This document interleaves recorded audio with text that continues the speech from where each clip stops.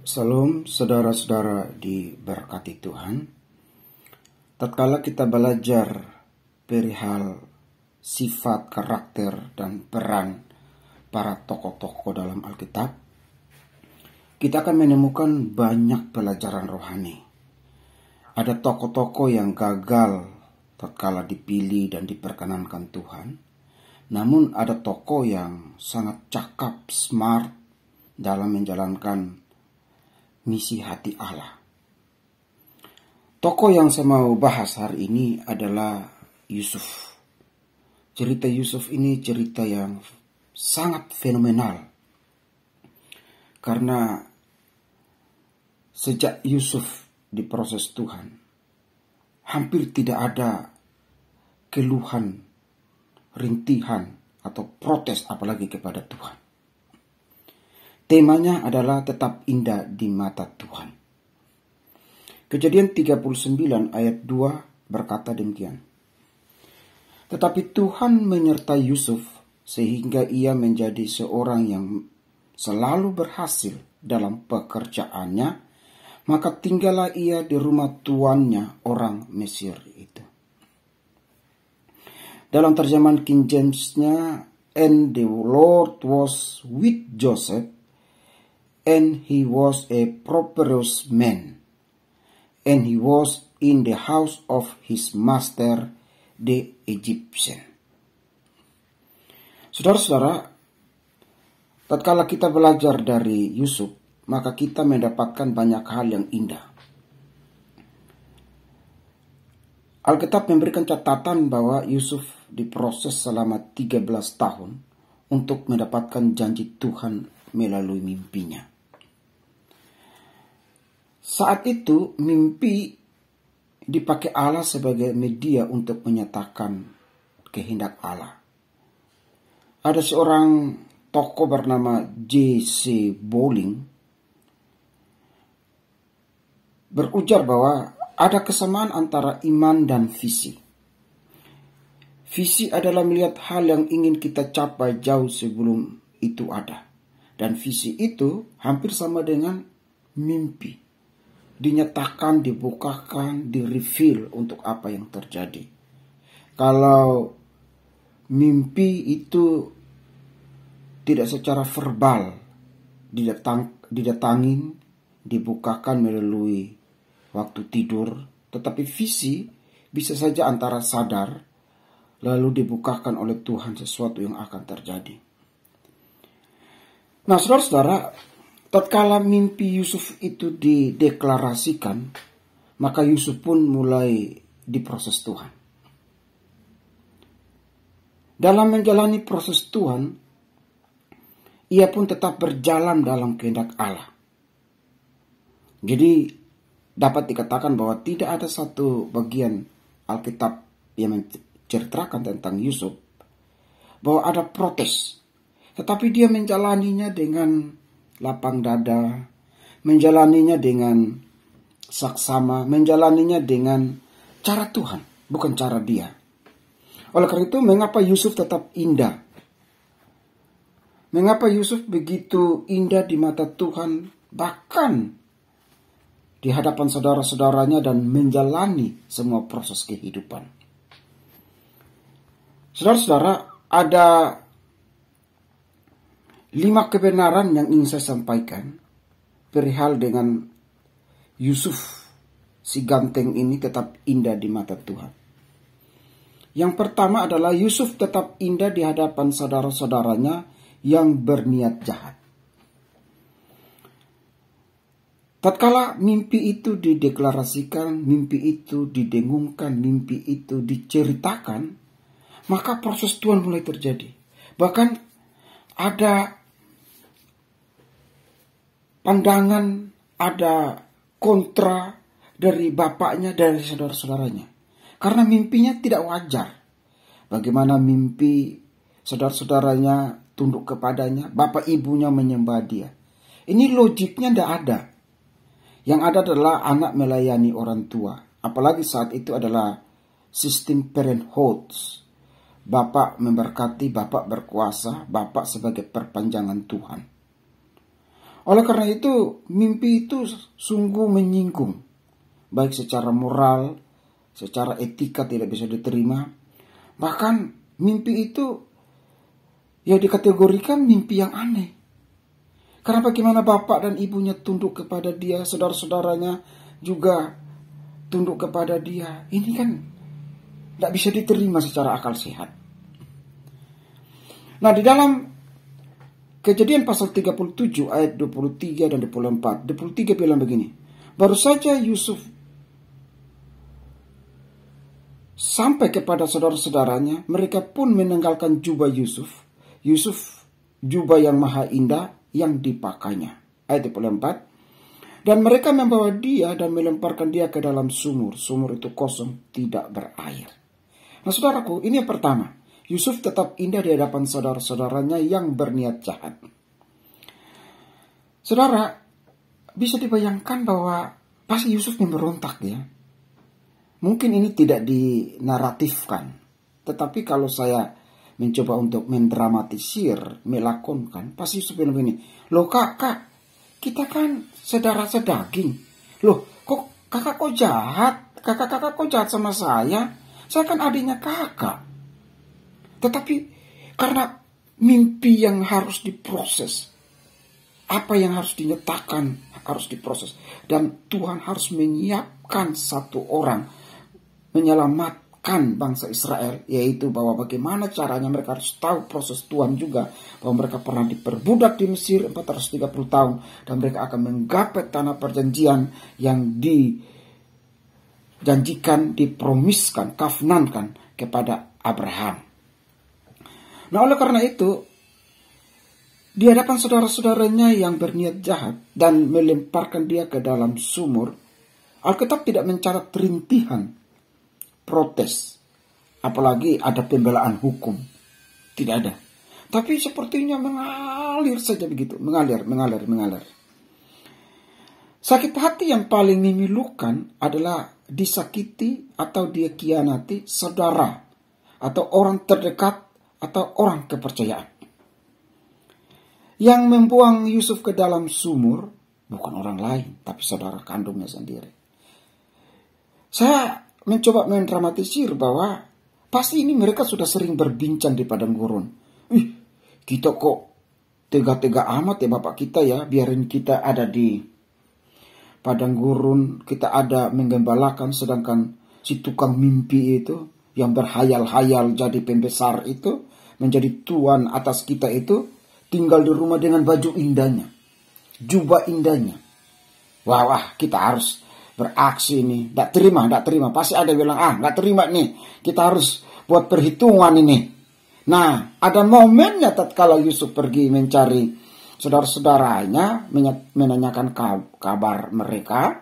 Nah, disitulah niat jahat yang sudah timbul itu mulai direalisasikan. Mulai dilakonkan. Yuk, itu tuh tukang mimpi sudah datang tuh. Yuk, apa yang kita lakukan? Nah, mereka berunding. Salah satu niatnya adalah membuangnya dalam sumur, bajunya dirobek-robek, menyembelih binatang, darahnya dipercikan atau dicampur supaya bapaknya Yakub itu percaya. Jadi kita lihat, ini niat yang niat tingkat tinggi. Ini kalau dalam hukum pidana ini rencana pembunuhan yang bisa kena hukum ditembak mati ini, karena mereka punya rencana yang sudah matang. Nah, itu kisah yang pertama. Yusuf tetap indah tatkala di hadapan saudara-saudaranya yang begitu berniat jahat, bahkan memperlakukan dia tidak adil dengan melemparkan dia dalam sumur. Kalau dalam sumur ya pasti mati lah. Nggak dikasih makan, segala macam, ya pasti mati. Tetapi tidak ada satu kalimat pun dari mulut Yusuf dicatat Alkitab bahwa dia memberontak, bahkan begitu protes terhadap saudara-saudaranya. Menjalaninya dengan cara Tuhan. Yang kedua adalah Yusuf tetap indah di rumah Potifar. Ayat pasal 39 ayat yang ke-6. Segala miliknya diserahkannya pada kekuasaan Yusuf. Dan dengan bantuan Yusuf ia tidak usah lagi mengatur apa-apapun selain dari makanannya sendiri. Ini proses kedua. Proses kedua, yaitu bahwa setelah ia diambil, lalu dikeluarkan dari sumur, lalu dijual sebagai budak di Mesir. Saudara, konsep budak itu bukan seperti sekarang asisten rumah tangga yang ada gaji. Hidup dan mati nyawanya itu ada pada kesenangan atau kesukaan daripada tuannya. Ya, kalau tuannya mau menyiksa, bahkan sampai membunuh, ya si budaknya tidak bisa berbuat apa-apa. Karena sistem zaman itu masih sistem jahiliyah ya, masih sistem kekerasan yang dominan, tidak ada hak asasi. Bayangin nih saudara-saudara, Yusuf itu anak yang nice, selalu memakai jubah indah. Mungkin banyak disayang bapak mamanya karena dia tidak ikut mengembala ternak seperti kakak-kakaknya Yusuf. Mungkin begitu menikmati keindahan bersama keluarganya atau bapak mamanya atau Yusuf yang begitu dimanjakan di rumah. Tetapi terbalik kehidupannya, jadi budak zaman itu betul-betul miris, nyawa tidak ada artinya, bekerja betul-betul dengan sepenuh waktu dan ya salah sedikit bisa dibunuh, bisa dipukuli, dirajam dan segala macam. Tapi kita lihat sini, Yusuf dalam hal ini Yusuf indah, dan Alkitab berkata mencatat rekor yang bagus, yaitu disenangi oleh Potifar dan keluarganya, terutama istrinya. Nah, disinilah Yusuf diproses lagi dengan proses yang sangat berat sekali, yaitu godaan ini yang paling berat karena ia ganteng, handsome, dan masih muda. Bukan saja memiliki sifat yang menawan, tetapi juga cakap di dalam bekerja. Terbukti ia dipercaya tuannya. Jadi Tuhan menyertai dia sehingga apa yang dikerjakan pasti berhasil. Bahkan ada cerita tentang Yusuf ini dalam kitab orang Yahudi, itu kitab orang jujur, bahwa saking gantengnya si Yusuf, para istri raja atau para pembesar yang sering pesta, mereka sedang makan, menari, mereka sedang pesta pora, minum. Lalu pada waktu Yusuf lewat, itu istri-istri pembesar itu kagum. Sampai mereka melerok. Mereka begitu menetap terheran-herannya. Dan anehnya, menurut cerita dalam kitab orang jujur ini, bahwa salah satu istri pembesar saking terkesima, saking kagum, saking tertariknya dengan kegantengan Yusuf, waktu dia mengupas buah dan makan dan Yusuf lewat, dia memotong tangannya sendiri karena perhatiannya tercurah penuh kepada si ganteng ini, orang yang smart bekerja ini, sehingga terpotong tangannya gara-gara melihat Yusuf yang melayani para pembesar-pembesar ini. Jadi dari cerita ini memang tidak ada di Alkitab, tetapi ini bukti klasik bahwa Yusuf begitu indah, begitu smart, begitu Tuhan buat mendandaninya dengan kegantengan, dengan sifat lugu, dengan sifat yang indah, bahkan penyerahan yang total. Maka Alkitab berkata ia selalu berhasil, dan di tempat di mana ia menjadi budak, di proses yang begitu kejam dan begitu memilukan, dia tetap indah. Yang ketiga adalah Yusuf tetap indah di dalam penjara. Kejadian pasal 39 ayat 20 dibilang begini. Lalu Yusuf ditangkap oleh tuannya dan dimasukkan ke dalam penjara, tempat tahanan-tahanan raja dikurung. Yusuf dipenjarakan di sana. Saudaraku, hal inilah yang dialami si ganteng, yang smart itu, yang sukses itu. Tetapi karena Yusuf menjaga kekudusan, saya tidak membayangkan kalau Yusuf itu manut kepada birahinya ya. Yusuf begitu turut kepada hawa nafsu seksnya yang bergelora sebagai anak muda ya. Ya, saudara-saudara, ini istri pembesar loh. Istri Potifar, istri pembesar dari Firaun loh. Pasti cantik. Nah, kalau istri seorang pembesar suka sama seorang budak, itu tidak gampang. Itu tidak logik, tidak rasional. Ini cerita yang, waduh, hampir bagi saya ini dicerna secara kontekstual dan culture. Kenapa? Karena pasti Yusuf Yusuf ini sangat ganteng dan ganteng. Pasti ganteng sekali ini. Ya kalau di Indonesia atau di kita pasti jadi artis ya. Karena seorang istri pembesar yang begitu cantik, dalam kemewahan, dalam kekuasaan, jatuh cinta loh sama seorang budak. Dan Alkitab berkata sering mengajak untuk tidur bersama. Dan juga saudara-saudara, seandainya Yusuf sampai tidur berbuat seks, berbuat dosa, meniduri istri tuannya, maka pasti gagallah rencana ini. Tapi Alkitab berkata bahwa Yusuf tidak melakukan itu semua. Sehingga satu kala Yusuf melayani atau bekerja seperti dia kala, maka Yusuf diajak dan Yusuf lari, bajunya ditinggalkan, dan itu menjadi bukti untuk dilaporkan kepada suaminya. Dan itu murka yang amat ya, sehingga langsung tanpa interogasi dilemparkan. Karena memang budak itu tidak punya hak ya, hak hidup, hak bertanya, hak bahkan melihat muka tuannya saja tidak boleh. Apalagi ini mau tidur sama tuannya. Waduh, saya bilang ini gantengnya ke apa ya ini. Tuduhan melakukan perbuatan amoral menyebabkan Yusuf dipenjarakan. Ia dipenjara di tahanan-tahanan raja, yakni ruang bawah tanah yang paling gelap. Tidak adilkah? Tetapi itulah proses yang Allah buat bagi seorang pemenang atau conqueror. Jadi, yang tidak adil yang diizinkan Tuhan, itu bukan berarti Tuhan tidak berkenan. Itu tidak berarti bahwa mendatangkan kebaikan, mendatangkan kesuksesan, mendatangkan Tuhan dipermuliakan. Kadang-kadang kita lihat fokus dalam masalahnya, tapi tidak melihat apa yang dibungkus oleh Tuhan dalam rencana itu. Dan Alkitab berkata, Yusuf ini nice. Sepertinya imannya berbicara ke depan dan dia tidak tidur atau berbuat zina bersama dengan istri Potifar. Oleh karena itu, kalau apa yang dialami oleh kita, bagi saya, kita harus melihat apa yang dibungkus oleh Tuhan di dalam masalah-masalah itu. Gosip itu dibuat oleh orang yang iri. Jadi kalau ada yang digosipkan, si A, si B, si C, dia begitu. Kenapa? Karena gosip itu adalah sesuatu yang digosok-gosok dan panas. Lalu gosip itu disebarkan oleh orang yang bodoh. Karena gosip aja dia percaya. Dan diterima juga oleh orang yang idiot. Karena makin terima aja. Kalau dia berhikmat, dia akan cek. Dia recheck and check kan. Nah saudara, itu yang ketiga. Yusuf indah di dalam penjara. Dan dia tidak membantah apapun. Yang keempat adalah Yusuf tetap indah di depan juru minum raja.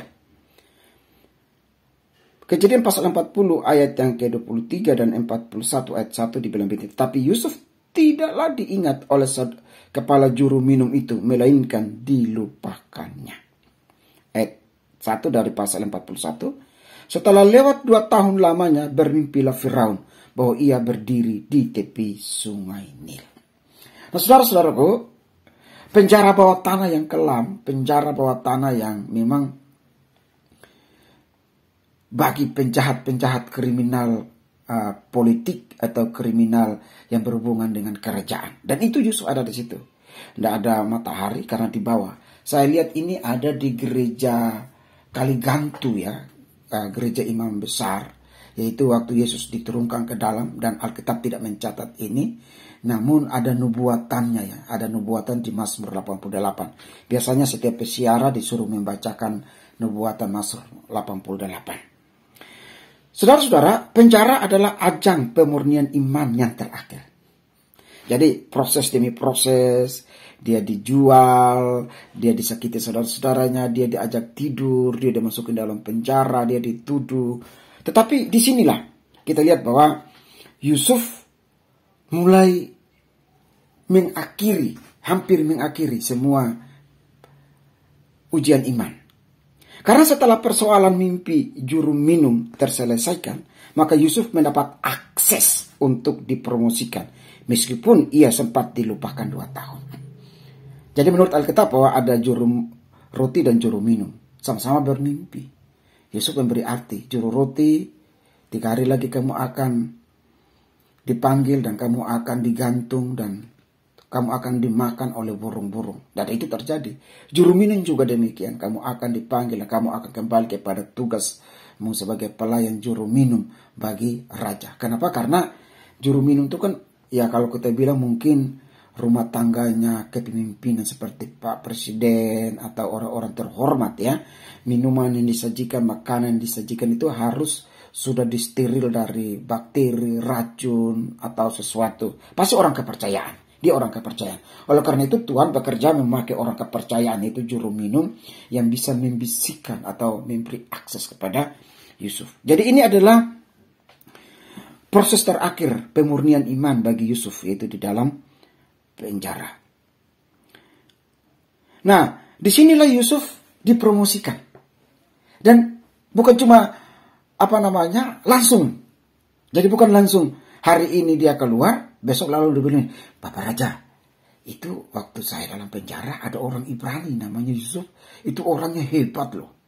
Orangnya, berbeda dengan bangsa kita, bangsa Mesir, Egypt ini. Dia itu menafsirkan mimpi saya dan juru roti dan semua terjadi tepat. Boleh nggak saya perkenalkan? Boleh nggak Bapak Raja mungkin bercakap-cakap atau dia menjadi asisten apa kayak begitu? Nggak ada. Tetapi 2 tahun. 2 tahun itu kan 365 hari kali 2 itu ya bisa 800 hari. Itu bukan gampang. Tetapi itulah sebuah penantian di dalam proses. Iman tidak instan. Iman tidak seperti makan cabai. Makan saat ini langsung terasa pedasnya. Proses Tuhan itu tidak seperti makan cabai atau minum kopi. Hari ini minum langsung terasa kopinya dan terasa gulanya. Tidak. Tapi iman dalam proses Yusuf kita lihat sini adalah panjang. 2 tahun dia sudah mengalami banyak proses yang menyakitkan. Tetapi 2 tahun lagi dia dilupakan. Poin yang kelima, tetap indah di mata Tuhan, yaitu Yusuf tetap indah di depan saudara-saudaranya. Kejadian 45 ayat 5 bilang begini. Tetapi sekarang janganlah bersusah hati dan janganlah menyesali diri, karena kamu menjual aku ke sini, sebab untuk memelihara kehidupan Allah menyuruh aku mendahului kamu. Ayat yang ke-8 dari pasal 45. Jadi bukanlah kamu yang menyuruh aku ke sini, tetapi Allah. Dialah yang telah menempatkan aku sebagai bapa bagi Firaun dan tuan atas seluruh tanah Mesir. Nah, saudara-saudara, ini sakit hati yang kalau mau dibilang bertahun-tahun dipendamnya. Memori sakit hati itu tidak gampang dilupakan. Kalau kita berbuat baik kepada orang lain memang gampang dilupakan. Itu wajar ya, manusiawi itu. Tapi kalau sedikit saja kita menorehkan kejahatan, apalagi kalbunya terluka. Oh, itu 7 turunan itu diingat. Perjumpaan Yusuf dengan saudara-saudaranya tidak dibalas dengan hujatan-hujatan. Gara-gara kalian sih ya, makanya gue dijual. Kalian tahu gak? 13 tahun itu, gue tuh menjalani pahit dan pahitnya. Bayangin gue jadi budak, sedangkan kalian tetap menjadi anak bapa. Tidak ada kalimat hujatan, kalimat penyesalan, kalimat rintihan, kalimat balas dendam yang dikeluarkan oleh Yusuf. Bukan kata-kata hujatan atau balas dendam yang dilantungkan Yusuf tatkala 13 tahun. Ia mengingat perbuatan saudara-saudaranya. Tetapi Yusuf melihat semua peristiwa, cara Tuhan mendandani hidupnya itu dalam rancangan ilahi. Dan proses Tuhan inilah yang membuat dia menjadi pewaris janji Allah. Artinya bahwa semua itu harus kita melihat cara isi konten daripada peristiwa itu, bahwa ada campur tangan Tuhan. Biasanya saudaraku, seseorang yang pernah dijahati, itu dia akan ingat terus. Dan itu bisa dijadikan sebagai bahan untuk balas dendam. Tetapi ini terjadi bagi Yusuf tidak demikian. Yusuf begitu indah pada waktu saudara-saudaranya datang pertama, datang kedua. Dia mau mencoba mengetes dengan mengembalikan uang dan segala macam supaya betul-betul nggak janji Allah itu, mimpi itu terjadi atau tidak. Bukan berarti dia mau balas dendam, enggak. Tidak ada unsur balas dendam. Tapi mau mengetes, mau melihat apakah mimpinya itu beberapa puluh tahun yang lalu itu terjadi atau tidak. Sehingga kalau dia membuat aksi-aksi yang seperti balas dendam dalam tanda kutip, bukan maksudnya.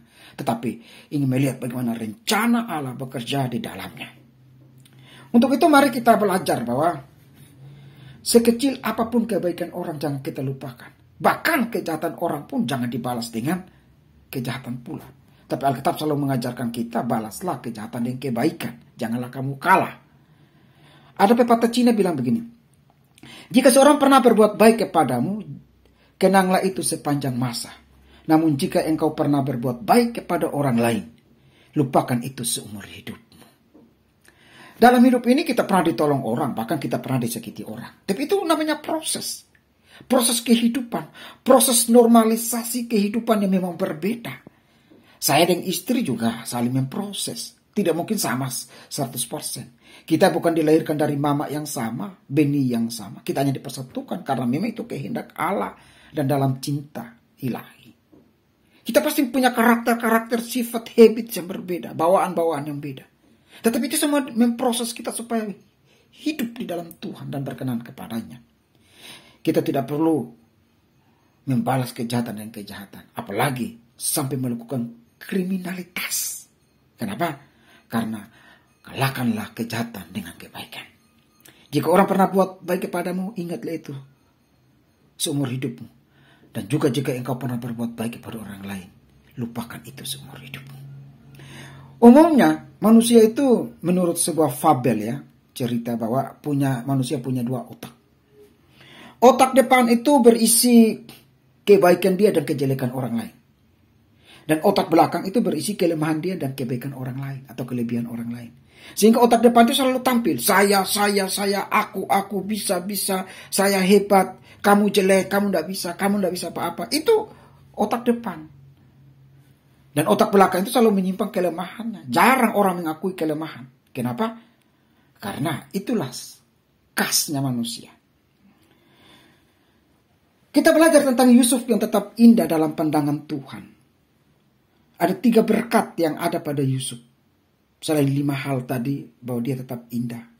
Yang pertama adalah orang teristimewa di antara saudara-saudaranya.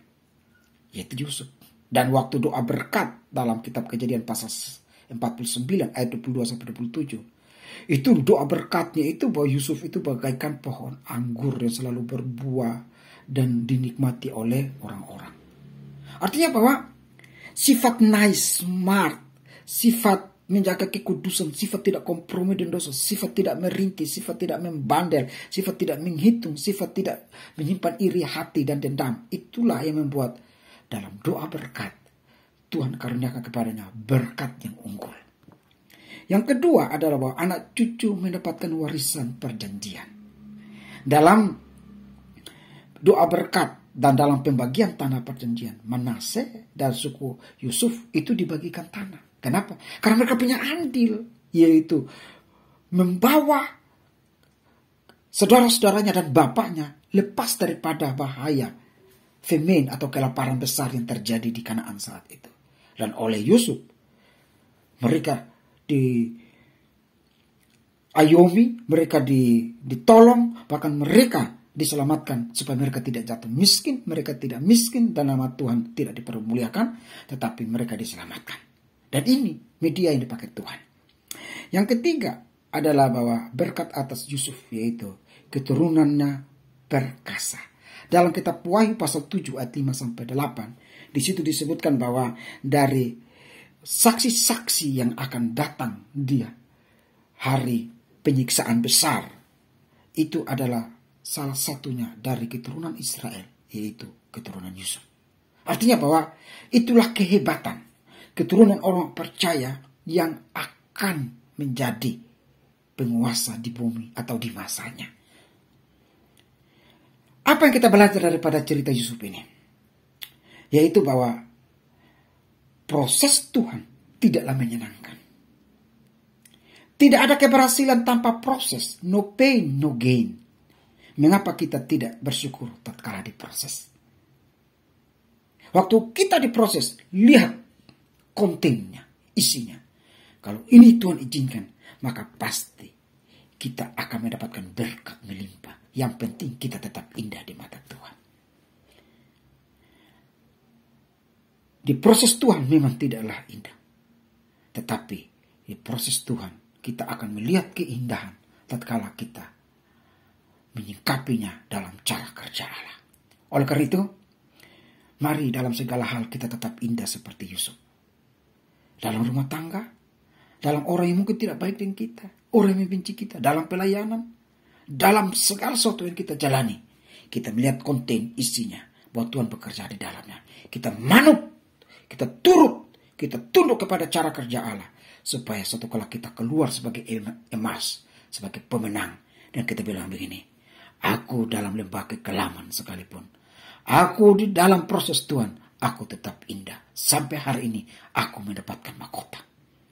Tata diri kita secara api dan bijaksana untuk tetap indah di dalam proses Tuhan, supaya kita memperoleh mahkota kekalan, yaitu mahkota surgawi yang akan kita terima dalam surga yang mulia. Tuhan berkati kita. Salam.